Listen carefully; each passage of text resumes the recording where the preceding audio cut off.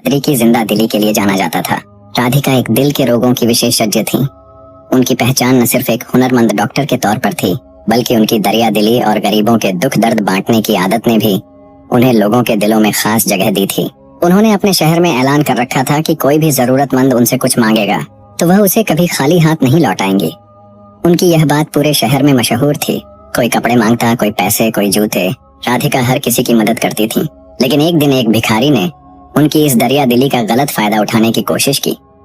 पहले तो वह रोज आकर पैसे लेता, लेकिन धीरे धीरे उसकी मांग बदल गई। उसने एक ऐसी मांग रख दी जिसे सुनकर राधिका भी सकते में आ गईं। फिर भी अपने वादे के पाबंद होने की वजह से वह इनकार नहीं कर सकी। इस भिखारी ने उनकी मजबूरी का फायदा उठाया और वह हासिल कर लिया जो वह बरसों से चाहता था। आइए इस हैरान कर देने वाली कहानी को विस्तार से जानते हैं। बनारस के बीचों बीच एक पुराना शिव मंदिर था, जहाँ हर शाम भक्तों की भीड़ इकट्ठा होती थी। घंटियों की आवाज और भक्ति का माहौल इस जगह को खास बनाता था।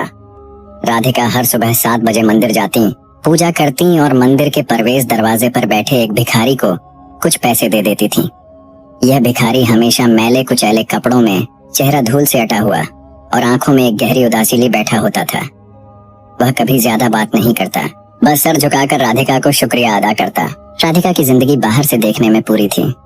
एक बड़ा अस्पताल, समाज में इज्जत और एक शांत घर। लेकिन उनके दिल में एक गहरा दुख था। उनके पति विकास शर्मा 2 साल पहले एक सड़क हादसे में गुजर गए थे। उनकी मौत ने राधिका को अंदर से तोड़ दिया था, लेकिन उन्होंने अपने दर्द को दबाकर खुद को मरीजों की सेवा और भक्ति में समर्पित कर दिया। एक बारिश भरे दिन जब राधिका मंदिर से पूजा करके लौट रही थी, उस भिखारी ने पहली बार उनसे बात की। उसकी आवाज गहरी और भावुक थी। मैडम जी, आप मुझसे शादी कर लें, उसने कहा। राधिका के कदम ठठक गए।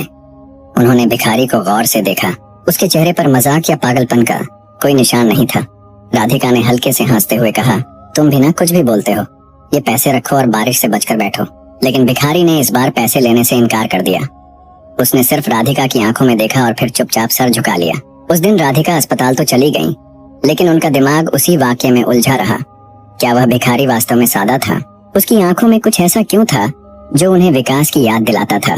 अगले दिन जब राधिका ने फिर से भिखारी को पैसे देने की कोशिश की, उसने फिर इनकार कर दिया।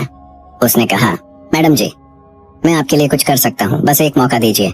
राधिका को गुस्सा आया, लेकिन भिखारी की आत्मविश्वास ने उन्हें सोचने पर मजबूर कर दिया।